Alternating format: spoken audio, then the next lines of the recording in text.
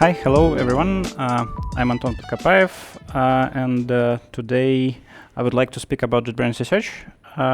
So I hope you want to listen about it. So a couple words about myself. I guess currently I'm the longest serving employee of JetBrains Research. I came to JetBrains Research then it was essentially established in 2012 as an intern.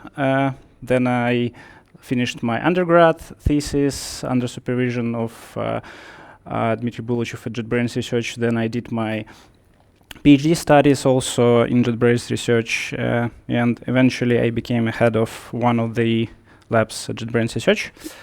Yeah. So I'm a researcher, and my research interests are listed here. So I do research in formal methods for programming languages and verification. Like to be more precise, usually I prove stuff about weak memory concurrency. I do most of my proofs in systems like Coq, so I prefer to mechanize proofs. Yeah, and usually the proofs I do somehow related to compilation correctness, and I also do some research in functional programming. Yeah. So let's now just discuss a general topic. So I guess most of you are here at ICPC camp for studying how to improve your competitive programming skills. And I guess at some point, at least some of you, since you're very good at writing programs, you will choose to do something related to it. And like one of the opportunities you have is to go to some industrial company and do products. So potentially if you really like to write good and useful products and deliver such things fast, then it's like a very nice thing for you to do.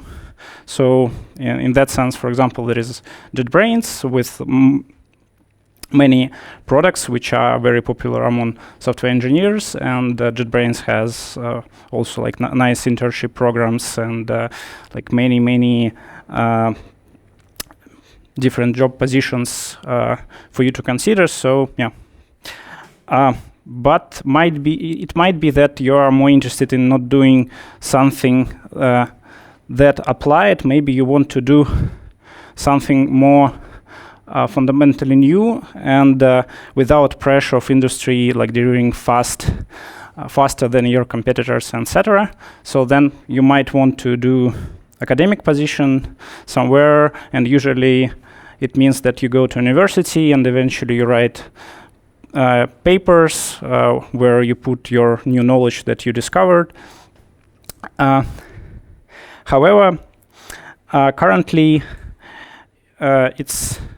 there is no such big distinction between industry and academia, in a sense that all of them, like both industry and academia, needs each other. And it's quite often that there is some crazy idea which comes from academia, and then it is eventually implemented in industry. So essentially, because of that, there is a need of organizations where like both engineering and academic people talk to each other on day-to-day basis, work together, and solve problems. And yeah, there are many companies or like departments of companies like that. They usually called research and development, R&D labs, and JetBrains Research kind of like one of them. So the main focus of JetBrains Research is like three things. So obviously R&D, which I already mentioned. Also, JetBrains Research does quite a lot of education, in the sense that we have like different programs there. JetBrains somehow involved in educational programs in different universities, and also in JetBrains Research we do theoretical research as well. So like, for example, personally I'm mostly doing something which is not directly applicable. And all of these things, they interconnect, they help each other. So education helps us to get bright students and interns to join our team. and it also helps, like doing theoretical research also helps to come up with very new things which eventually might be implemented in IDEs or something. So there's this circle of all interconnections between these three main directions.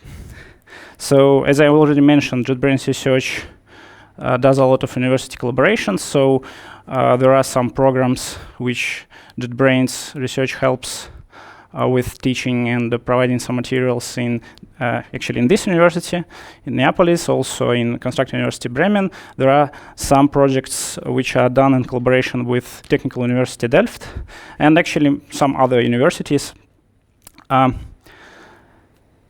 JetBrains Research, in my personal opinion, is like very nice place for ideas and for people to grow.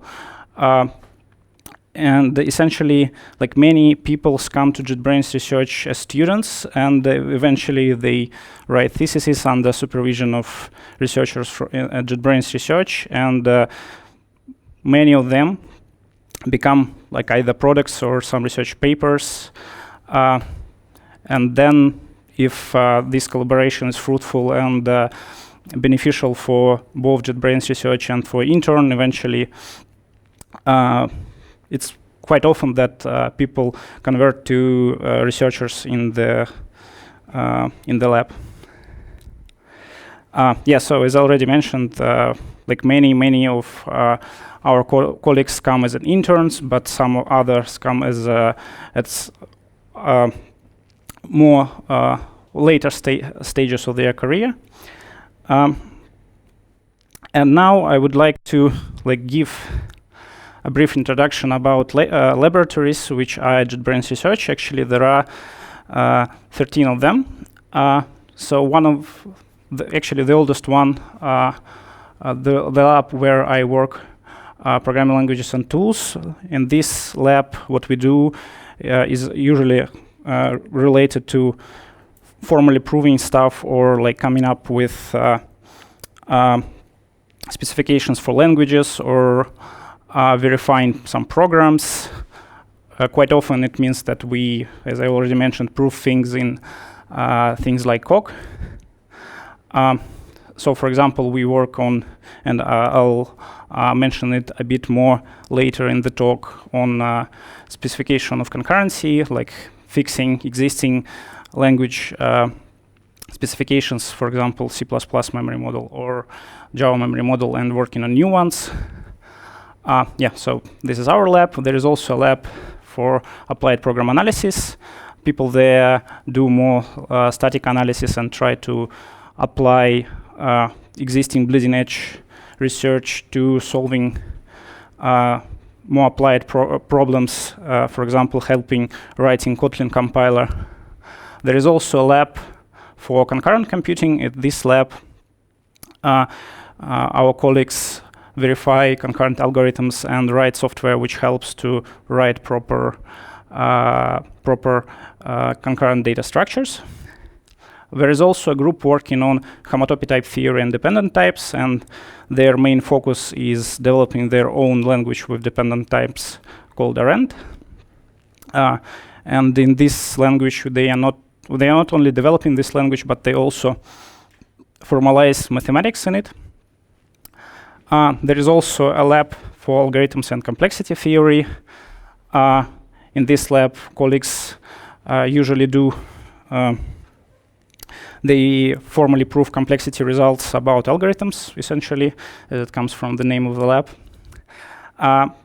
Yeah, I definitely cannot say a lot about all the labs, so I will redirect you to some videos which are already there with talks of our colleagues. So there is also some video with more details about my work there. Yeah. So, for example, if you want to know more about this proof assistant Arend, there is a very nice lecture by one of its authors, Valery Isaev, and there is also a talk by Nikita Koval, who is the head of Concurrent Computing Lab, where he explains how works their lint check tool. This is a tool which helps to check concurrent data structures in Java for linearizability. Yeah, my talk gives an introduction to a problem of memory models and concurrency in programming languages. So we covered 5 of the labs.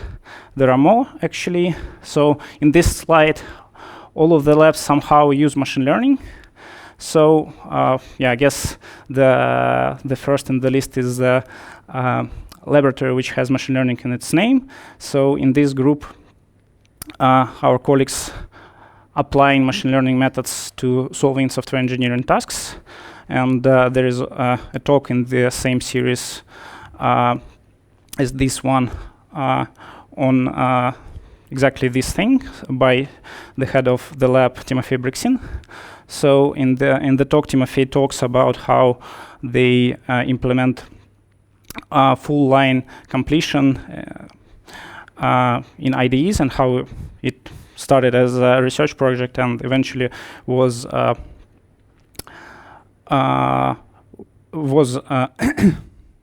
implemented inside of JetBrains IDEs. Also in the same talk, Timofey talks about a tool called Grazi, which uses natural language processing for helping writers to write proper text or modify them in the same way software engineers use IntelliJ IDEA for like refactoring code in Java. So this, yeah, in this lab, there are like many things they do, applying machine learning thing. So yeah, if you are interested in this, I highly recommend this video, and also you can check the website of the lab. I'll give the links later. So the other lab which is mentioned on this slide is intelligent collaboration tools. In this group, colleagues are working on solving a problem of improving existing collaborating tools like messengers like Slack, or improving existing platforms which like GitLab or GitHub or our own space tool. So they study how to increase performance, how increase efficiency of communication between software developers. The other lab called Paper Analyzer, they use NLP techniques to analyze medical papers and like get summaries for like big corpuses of texts. There are also 2 labs which are kind of involved in bioinformatics. They also essentially apply different aspects of machine learning to solving problems related to the topic.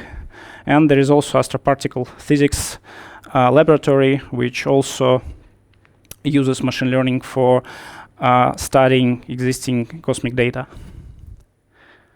And last but not least, 2 laboratories, JetBrains Research, one of them called Market Research and Analytics. Essentially, they do user studies. They study how to improve our products to make them more appealing for customers, and doing marketing research. And there is also a mobile robot algorithms lab where they study how to make proper autonomous mobile robots.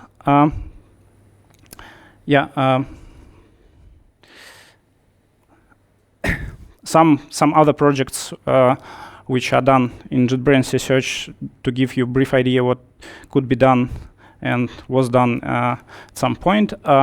So as I already mentioned, the lab for applied program analysis, at some point they implement, like a student actually working in the lab implemented a Kotlin compiler fuzzer, which helped to find like many bugs in Kotlin compiler and improve its quality eventually.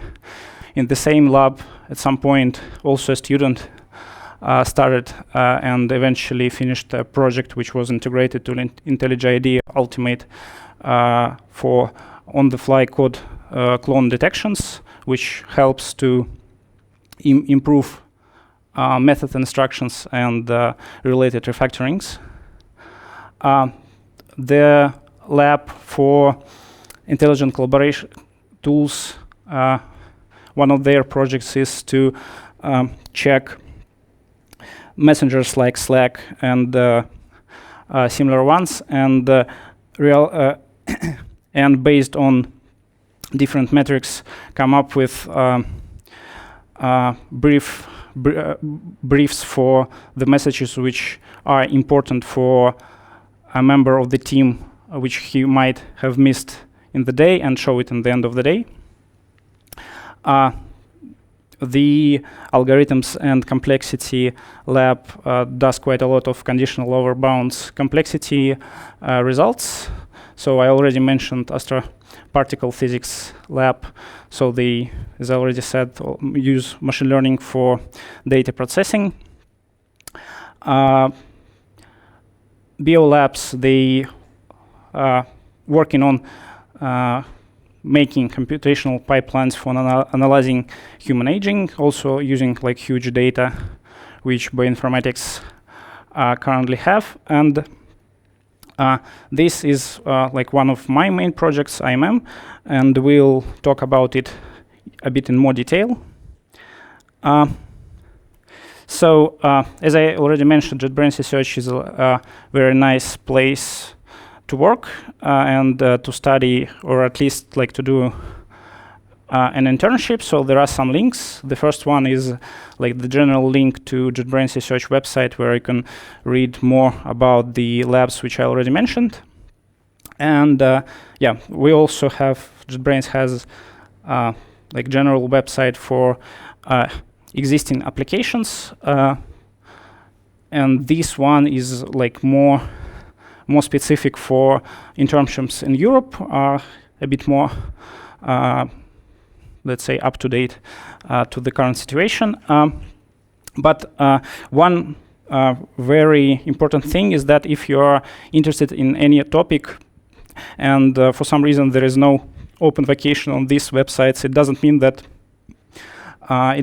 you cannot be hired to do the thing that you want. You can always talk to someone in the lab, maybe the head of the lab, and discuss that you're interested in something and really want to do the internship. And usually there are a way to come up with some solutions. So, for example, in our lab, currently we don't have any openings, but if you are interested in doing like programming languages, please ping me and we will discuss. Probably we'll find some way to cooperate. Yeah, so after this point, I actually want to discuss in a more detail one of my main projects. So if you have like general questions about JetBrains Research, it might be a good time to ask them. Then let me introduce like weak memory research a bit. So, as you probably know, most of the existing CPUs nowadays are multi-core, and it's essentially important for them being so, because currently like single thread performance is not improving as fast as it used to. So now we cannot just write a sequential program and expect it to be twice as fast tomorrow just because processor became faster, right? And still for some time to time, we need to improve performance of our programs. So yeah, essentially concurrency is very important nowadays for a very long time, but it's still like very hard. And let me show you like a quick example. So here we have a sequential program. We have two shared we have two locations and let's say two registers. So we have two locations X and Y, and initially they are initialized by zeros, and we have registers A and B. So if we run this program with our initial writes, then essentially the result we will get for this for this program will be A being equal to 0, B being equal to 1, right? Okay, if we put these 4 instructions in parallel, so now we have a thread which does a write and then a read, and the same in the second one, but with the opposite shared locations. Now, one of the possible outcomes of this program is still the same, yeah, because it corresponds to some sequential execution of these threads. But there is also another result which might be obtained from this program if we, instead of executing first the left thread, we first execute the right one. And there are also other like 4 interleavings which will lead us to A being equal to 1, B being equal to 1, right? And yeah, this is essentially how we usually think about concurrency. And like formally, it was formalized by Leslie Lamport in his paper, which was called "How to Make Multiprocessor CPUs," I think, which properly execute programs, something like that. So essentially, like from the title, it looked like that the problem was solved in 1979. However, yeah, and if, as we can see, for this program, we cannot get the result A being equal to 0, B being equal to 0 in the end, right? So what it means? It means that we may implement some kind of mutual exclusion using this fact. So we could say, if we put like ifs in both threads, like that there is no execution in which both critical sections will be executed, right? Because we cannot get this A being equal to 0, B being equal to 0. Although, yeah, sorry, and this is called Dekker's lock, actually it's kind of simplified version of it. However, if I write this program in C, compile with GCC and execute on x86 machine, or actually on ARM machine, it will lead to the same thing. This won't work. So this critical section might be executed, like both of them might be executed. So if you know something about concurrency, probably you may say that there is like a data race, and it's for some reason bad. And actually, yeah, here we have like a data race. Data race meaning that there are like 2 accesses to the same location. For example, this one and this one, which are not properly synchronized. So there is no order enforced on them. And if you just say that x and y are like normal, let's say ints in C program, then the standard of C++ or of C would say that the behavior of this program is undefined due to this data race. However, from time to time, we do need to write programs with such data races. For example, to like writing log-free algorithms or implementing the logs on themselves. And for that, in C and C++, there is a way to remove this restriction of undefined behavior.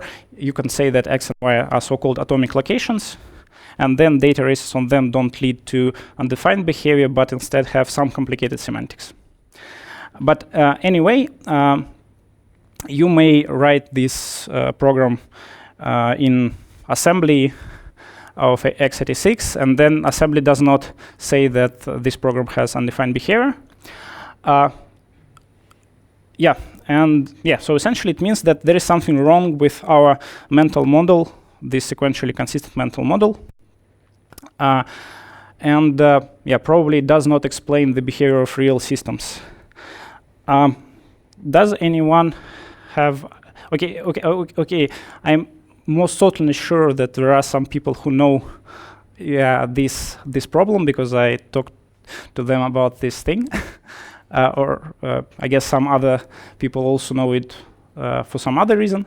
But like for people who see this program first time, or like for the first time hear about data races and some strange behaviors, for these people I have a question. Why do you think it doesn't work? So as I said, there are like 2 things here, this GCC and x86. And the problem is, first, when you compile a program, it may do some optimizations, right? And for example, in the left thread, these two instructions, they are to two different locations. And in this case, since they are independent, they might be reordered. And actually, GCC does that thing for this program. I could show it to you, but I just don't want to go out of this presentation. Yeah. Anyway, even if you forbid this reordering at the level of compiler, and you can do that by inserting like empty assembly code here, which essentially does nothing and has nothing inside, but it will prevent the reordering by compiler. And if you do the same in the right thread, still you could get this behavior A being equal to 0, B being equal to 0. And yeah, as we already mentioned, the problem is kind of related to something happening in CPU. In this talk, then I say something is happening in CPU, and actually, like on most of my talks where I talk about these things, then I say that something is happening in CPU is actually happening in the terms of some mathematical model, and like real CPUs, they have to satisfy this model because it's in the specification of architecture. But in the real processor, it might be like something very different. So yeah, we're sticking with some mathematical model. And the mathematical model for x86, it says that each core or like each CPU, whatever, like executing unit, it communicates with other threads via their shared memory. But at every time it tries to write something to this shared memory, the corresponding write is first buffered in some buffer, which is local for each thread. So essentially, to get the result A being equal to 0, B being equal to 0, once we execute, we may execute both writes first.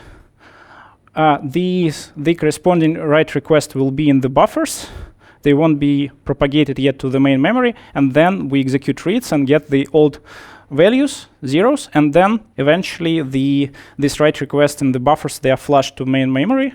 So that is how the execution in x86 semantics leads to this problem. So there are many examples like that to discuss, and actually x86 is kind of strong in this regard. There are much more problematic behaviors in ARM processors, which are nowadays kind of important, so we cannot ignore them, but I don't have much time to discuss the bigger problems in this talk, so I refer you to my previously mentioned talk where I speak a bit more about these things and show some examples which are reproducible on ARM but not on x86. So the main takeaway for this part of the talk was to show you that in concurrency there are some strange behaviors which need some special treatment. And yeah, some special treatment.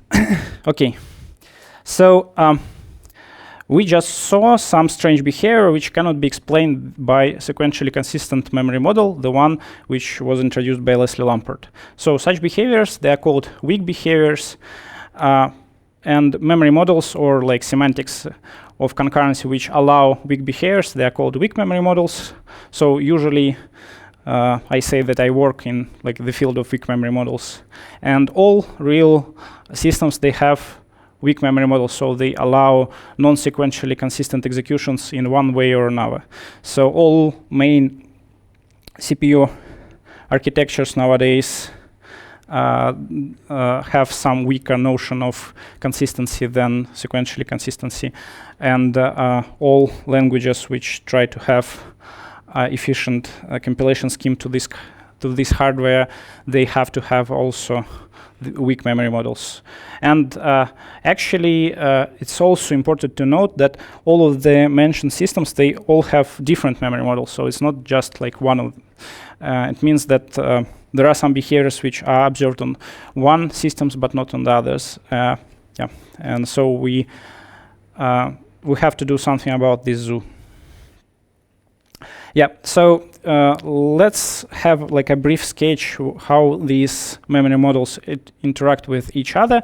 So there are like different architectures. As I already said, they all have like different memory models.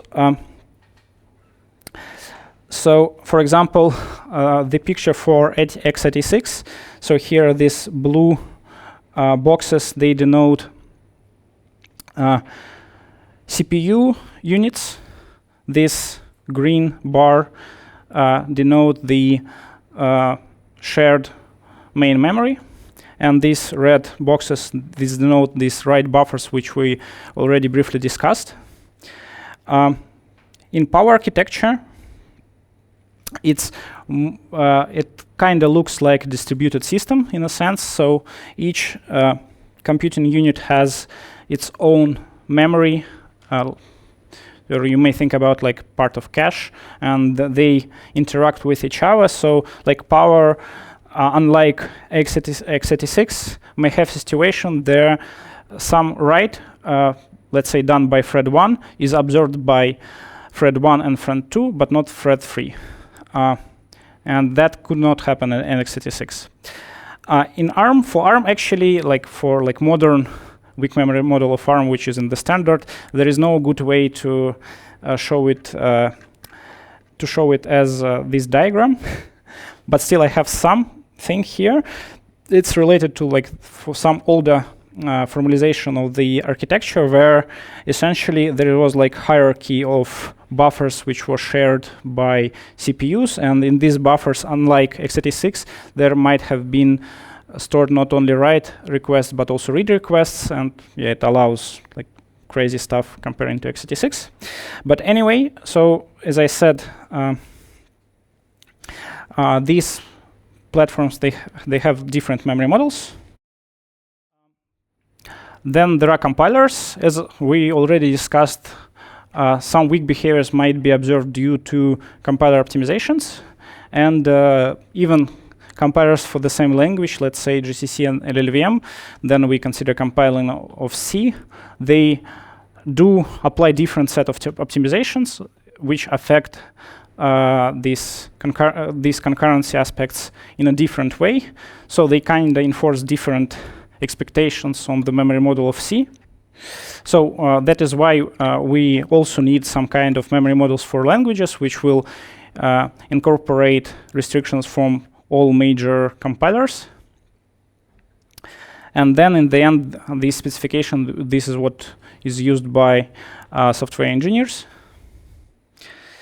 Yeah, there are two different groups of weak memory models, the ones which are related to hardware and the ones which are related to programming languages. So there are like different requirements to these systems. Let's briefly discuss them. So what we expect from a memory model for hardware is that it describes real CPUs in a sense that all behaviors which are observable on non-faulty CPUs should be allowed by the formal model of the corresponding architecture. It should be future-proof also in the sense that if, let's say, Intel decides in next year to implement some new crazy optimization in their CPUs, we are not expected to rewrite our programs because of that, right? So that is why if, let's say, Intel wants to eventually do some crazy optimizations, it should be sound in the memory models which they provide us today. And also, the third one is a bit more vague requirement because we're trying to speak about these things in like very top level, but still we want to provide some reasonable guarantees for programming languages to allow efficient compilation schemes from these languages, right? Because always, then you are designing a weak memory model, you always there are some like restrictions which tries to allow everything, and things which wants to restrict everything. So like first two requirements for hardware, they essentially increase the set of allowed behaviors, right? So if we say that memory models allows everything, then we will satisfy first two, but then it will be really hard to write a reasonable compiler for such architecture. So that is why there is like a higher restriction. Okay, and then we speak about programming languages. Memory models for them should support common compiler optimizations, at least the ones which we want to do, in compilers for the language. So, like for example, if we want to change C++ memory model, it means that there are already like GCC and LLVM, and most likely we want to make sure that optimizations which are done there are sound in our memory model. We also want to be able to provide efficient compilation schemes for hardware, as I already mentioned. So, for example, that is why in a language like C++ we cannot guarantee sequential consistency. If we want, we can always get a language with sequentially consistent semantics with current CPUs, because there are such special instructions, memory barriers, which you can essentially insert between every two instructions, and that will guarantee you sequential consistency, but it will slow down your program very much. And this is disallowed by the second requirement. And also, like the third requirement, which is also stated kind of vague, and unfortunately I won't be able to say much about this today, is that ideally we would like to have non-expert mode in our language. What it means? Essentially, it means that if you write nice programs, they should have nice behaviors. Like more specifically, usually this thing is called DRF guarantee, which says that if you don't have data races in your program, then you are not expected to have any other outcome which is not allowed by sequential consistency. But there are some versions of these restrictions which might provide you more things. So, like for example, if you have a program which had some data race in the very beginning of its execution, then after some like time, I don't know, let's say 5 minutes of execution of the server, it should not affect the behavior after some point. And some languages try to provide such guarantees, for example, a camel. But in case of the camel, it also requires to have very inefficient compilation scheme, or at least less efficient than in C++.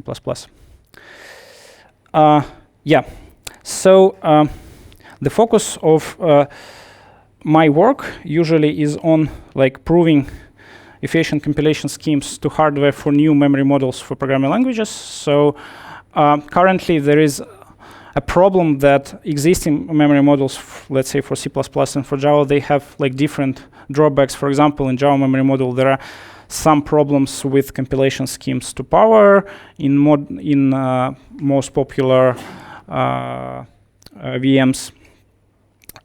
In C++, there is this fundamental problem called out of thin air, which does not affect real world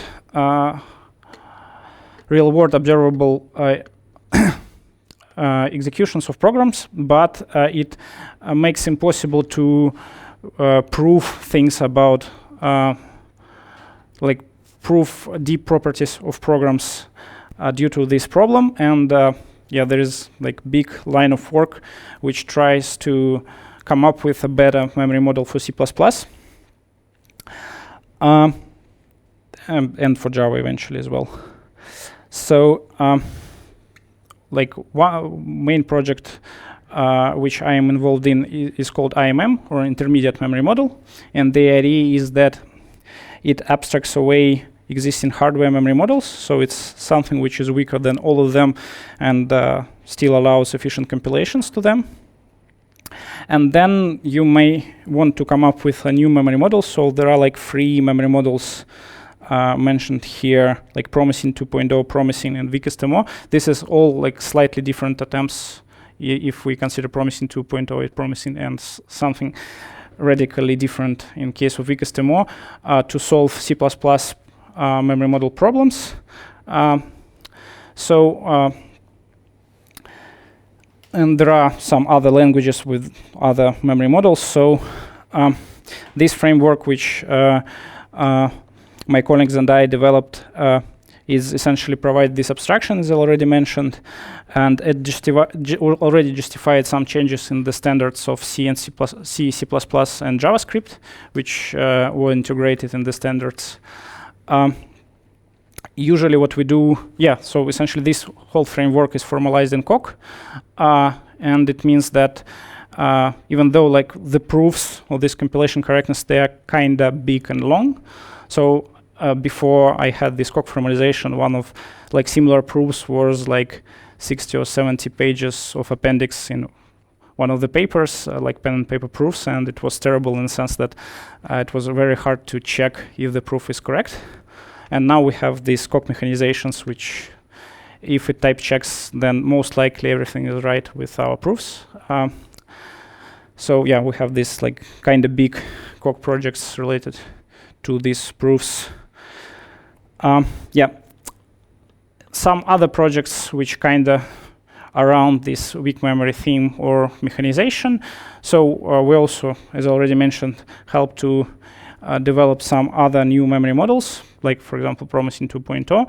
Currently, we're also studying how to make a better memory model for Kotlin. We study, the other thing which is mentioned on the slide, this infinite executions, is that like weak memory research nowadays is mostly assumes that execution of a program is finite, and from time to time it's very strict. It's not what we would like to have. For example, if we want to prove some loop terminations, so we have to be able to interpret in our model like infinite executions, and this also some ongoing project of us. But we also do some formalizations of existing graph query languages and verification of different C libraries in Coq. So these two is actually our bachelor thesis is defended this year, and actually author of the last one here. So yeah, if you have any questions, if you are kind of interested in doing something like that, please talk to Ivan. He was intern this year. Yeah, I guess that's it from me. Then thank you very much for coming here.